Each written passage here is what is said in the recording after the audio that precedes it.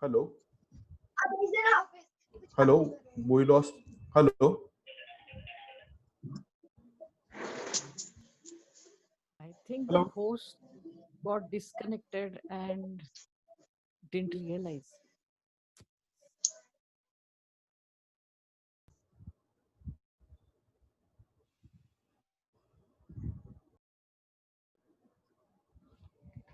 Hello. Hello. We lost connectivity right now. We are trying to connect. Please wait.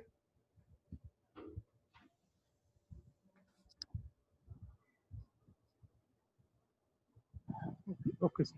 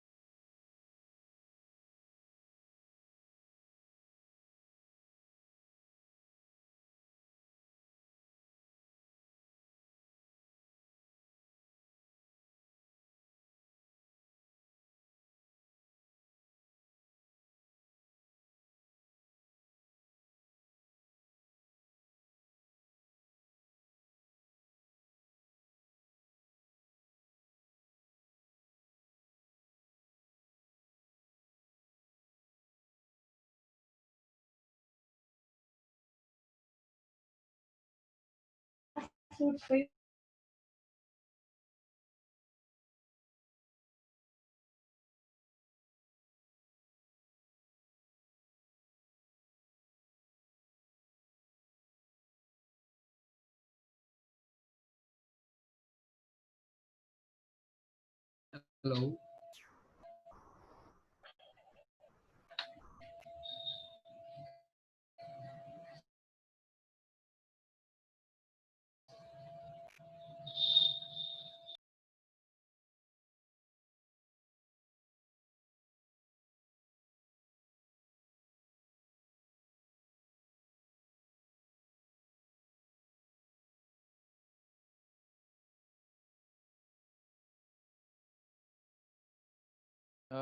Can someone tell me enable the screen sharing, please? Karan, if the screen sharing can be enabled.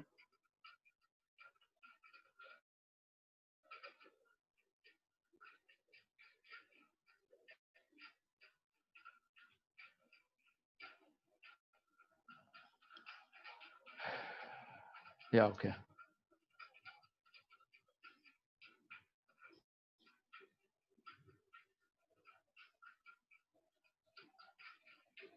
Okay. All right. Yes, sir. We are able to hear you. You can continue, sir. Okay. Yeah. Yes, sir. Okay, sir. So then you have these additional grounds that you have to take, which has remained uh, while filing the original appeal and all that. Now, uh, instead of just trying to see what are additional grounds and what all we need to do, what we need to keep in mind while drafting submissions is that the order, first of all, uh, whenever you receive a notice, you have to go through the notice properly and answer what has been asked for. For example, I'll just give you a small example that, while in a cross examination, uh, I was with my client, and this was long time ago when there was this, people had taken these foreign gifts, the NRI gifts in the 90s. And that time, any foreign gift received from any person in foreign exchange was not taxable. So uh, one of in a group of the family, there were about 10 of them. One person's case had come up for scrutiny. In the scrutiny, the officer said that I want to examine him because I want to find out that whether this gift is genuine. People were actually depositing money in the NRI account, the NRE account in the bank over here, and getting gifts from there. So this whole racket was busted, and they had said that foreign exchange has not come in, so you will not get exemption and you will be taxed fully on the amount that has been received. So during the cross examination, so the question was by the assessing officer कि ये gift आपको किसने दिया? So the assessee told him, sir, आप हम 10 में से किसके बारे में पूछ रहे हैं? कौन से वाले फाइल के बारे में पूछ रहे हैं?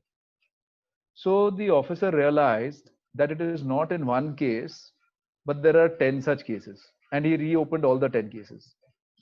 What I'm trying to say is that while we are drafting our submissions before any authority, we strictly have to stick to the fact before us and the question asked before us, instead of transgressing into various other things which will allow him, which will give him an opportunity to ask you further questions.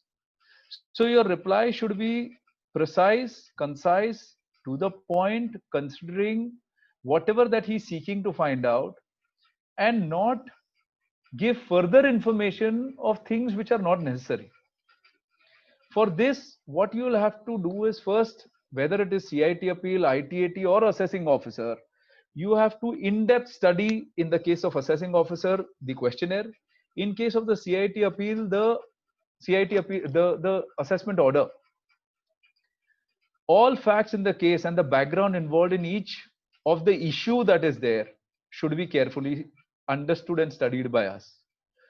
Then whatever the assessee has given us, that needs to be studied thoroughly, needs to be understood by us thoroughly. We need to foresee what are the further questions that are going to come if I write my submission in a particular manner. So we should try. It's ultimately a game of chess, and I'm not saying that we should give incomplete information. I'm not saying that we should give wrong information. That is the worst thing to do. We have to give the right information. We have to give the information which has been asked for. But are we giving the right information? If we are not giving the right information, we are unnecessarily instigating the authority to find more, because he starts getting irritated. He says that I am asking for X, you are giving me Y, which means you don't have X. You probably have not, whatever that you're claiming is wrong.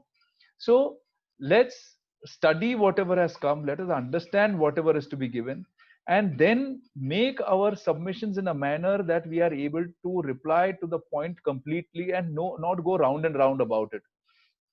Then in case there are certain evidences that the officer is relying upon, we have to ask the officer to give us an opportunity to cross examine his witness.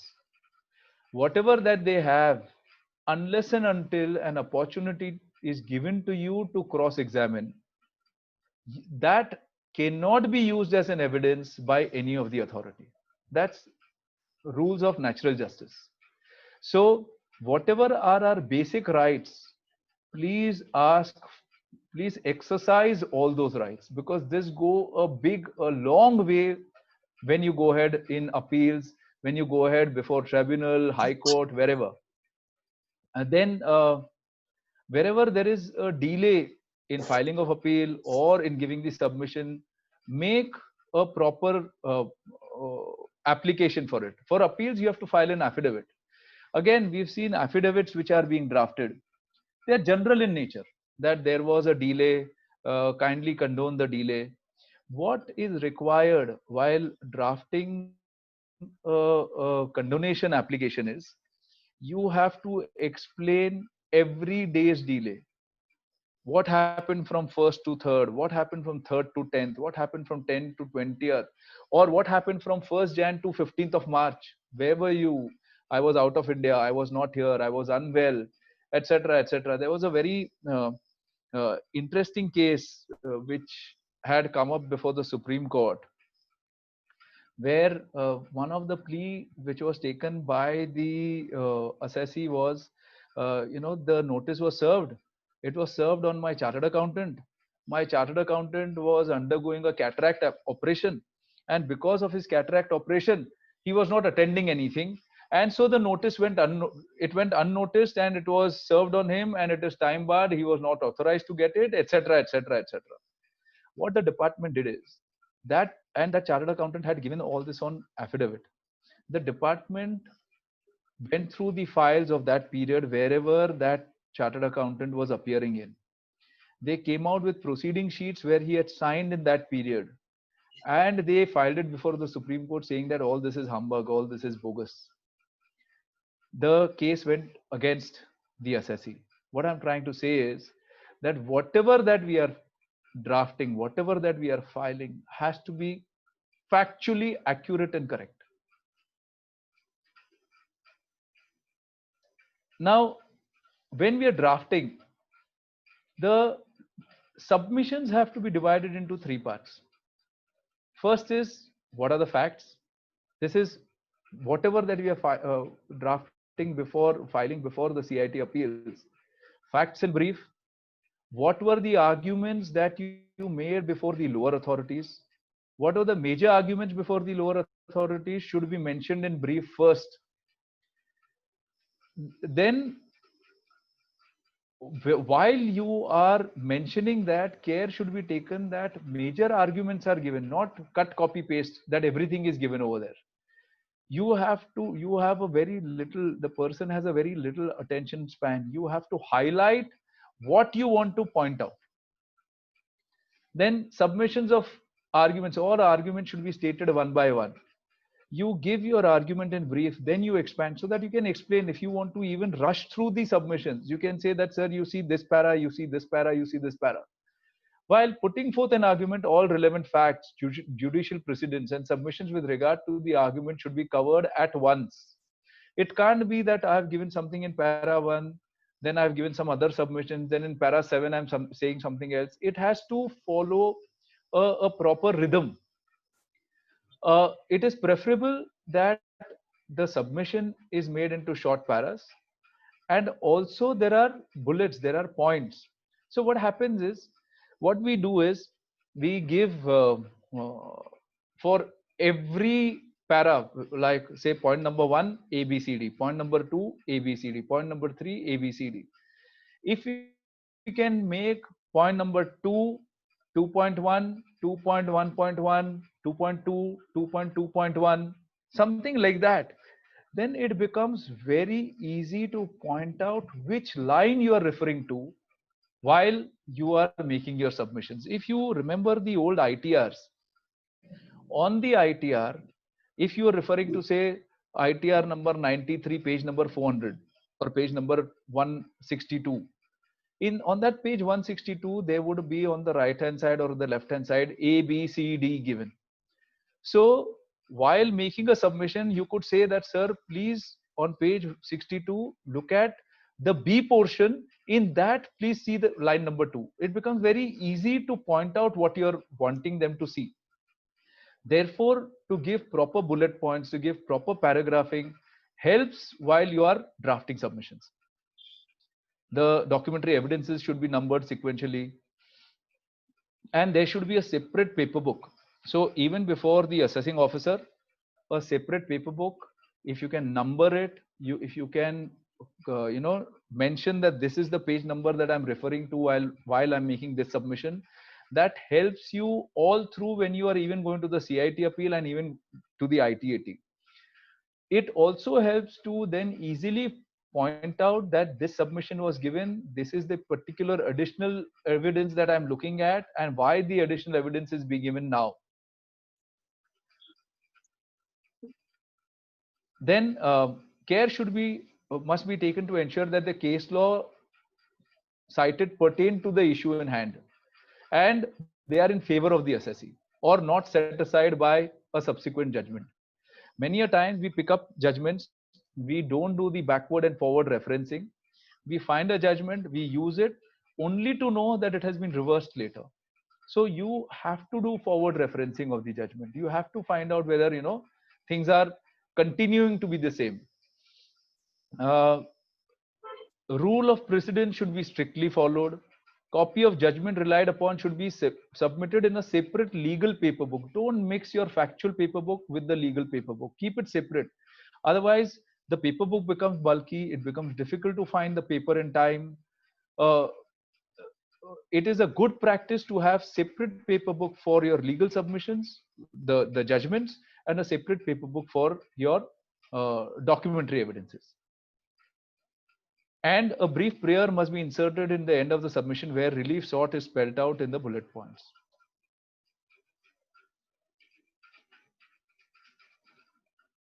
So this was as far as submissions is concerned. Our language while making the submission has to be very, very polite. It should sound submissive, but we should be absolutely clear on the legal issues or the factual issues that we are raising. We can't, don't try to, dilute by submission just to be, so that you are looking polite. The language could be polite, but your submission has to be absolutely on the point, how much ever, direct or discomforting it may sound. So this is as far as all my views were on submissions and on the faceless assessment proceedings. If there is anything that anyone wants to ask, I would be happy to take questions and reply to them. Thank you for the opportunity given by the Pune branch to give my views on all this.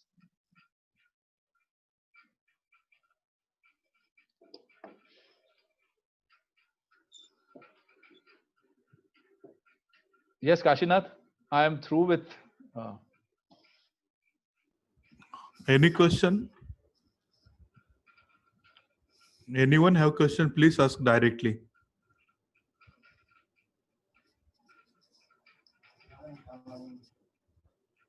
Hello, I am audible. Hello. Yes, you are audible. I guess there are no I have questions. questions. I would like to thanks Nilesh Khandelwal sir for his wonderful insight in faceless assessment. I am grateful to him for his valuable time. Thanks all of you for patience hearing. Thank you. Stay home, safe home. Thank you.